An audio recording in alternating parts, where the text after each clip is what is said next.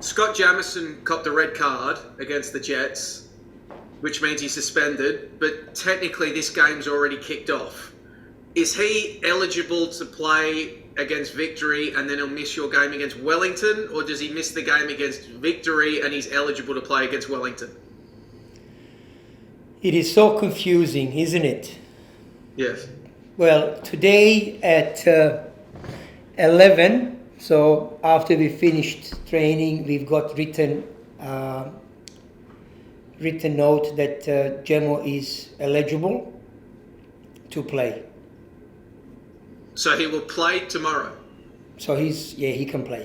He can start, he can be on the bench, it's just like, they wait for us, for our training to finish, to let us know that someone who's got red card in last game is available for the selection, which is just unbelievable, to be honest. And so that means that he'll miss the Wellington game this weekend instead? Well, apparently that's the ruling, yes.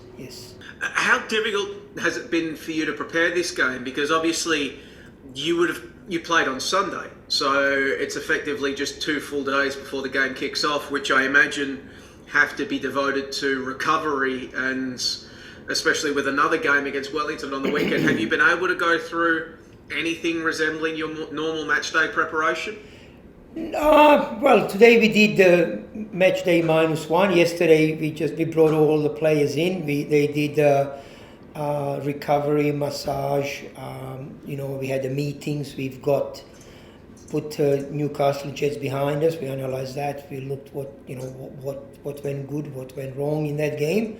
And today we focused on Melbourne Victory. If you are playing in Champions League, or if you're playing in any ACL competition, you get that type of turnarounds, and you need to get ready for it. All our match analysis preparation has been done. So from that point of view, I think it was good that we experienced that. It wasn't much easier for Melbourne Victory because obviously they played in Wellington on Saturday. They flew back home on Sunday. Maybe they could have done a little bit more ball work on Monday, and then Tuesday they are probably same way we are. Probably traveling, time zones difference have some effect on them as well. So, but to answer the question, no, it was good. We enjoyed this short turnaround, and it was good to practice that, hopefully for next year's for Asian competition.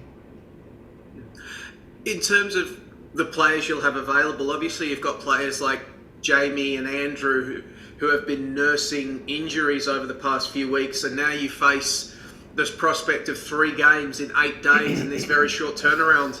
Does that affect how many minutes they're able to play tomorrow, because you've got to manage them still with those injuries? Probably not so much Jamie. We are still, so Andy got a kick in his Achilles on Sunday, and we looked after him a little bit today, but he's good to go, so he's going to start tomorrow. The game is only 70 plus minutes long, so hopefully it won't be as taxing what it would be if it was a 90-minute game in short turnaround. So fingers crossed no one else will face anything, and then we can look towards Monday game and hopefully complete this without any more injuries, these 3 games. In terms of the ladder now, in February you were 9 points ahead, now you're 2 points ahead, you got the game in hand obviously tomorrow night. Are you guys, what are your thoughts on that? Are you guys concerned with the recent form or not? Look, we got some, we made some mistakes, and we got some tough calls against us. To disallowed goals the 2 disallowed penalties after they've been awarded in Sydney against MacArthur, and then against the Jets, we got a penalty against us. We didn't feel that was maybe it was a questionable decision. But and then the send-off, there was a much more aggressive fouls committed by Jets, and they went unpunished. I'm not saying that Gemma's fouls were not punishable, but there was a clear difference in decision making by referee. That's what I feel. Could have given them some yellow cards as well. But from our playing point of view, I think first half we were not in the game as much as we would like to be against Jets. But then second half, with player less and chasing the game, I thought we were excellent. We scored a goal right at the end, but we could have scored. We created enough chances to score, to win the game, and even from in the first half. And Jamie had that golden opportunity. We had some. We are not. It's not that we are not creating chances. It's just we are now a little bit vulnerable with some decisions that we make, and then some decisions that goes against us. Throughout the games.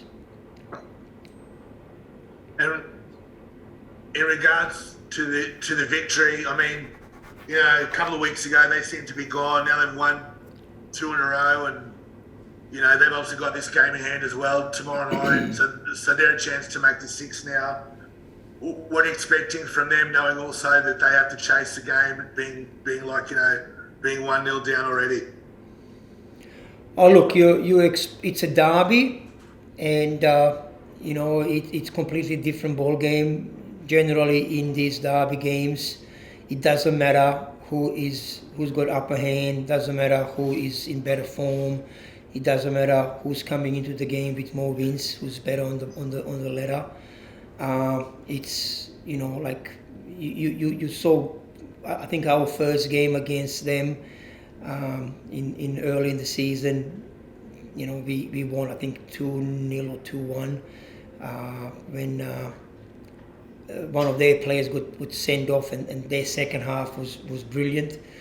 I think the second game, obviously not the one that was cancelled, but the second game we lost to them, and they were excellent.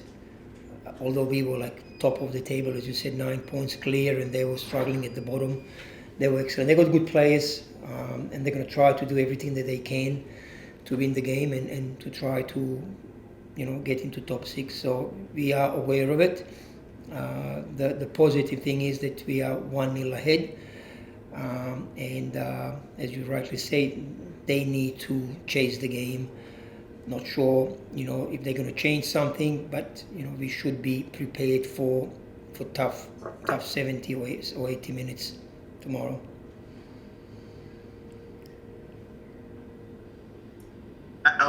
Just one more. Again, I'm not sure. Joey asked, how's Van der Ven? So he's progressing quite well. Both him and Lecky are progressing quite well, but they are still a few weeks away.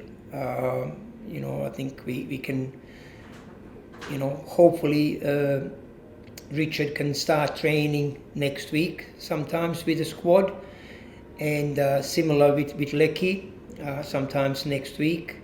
But then again, next week is a short turnaround. We got a game on Monday, and then a quick turnaround till and then the game in Gosford.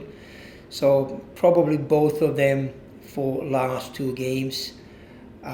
It's been long time between games, so we can't organize any friendly games for them to get some game time under their belt. But it is what it is. We'll have to slowly bring them into the match speed once they are ready to come in.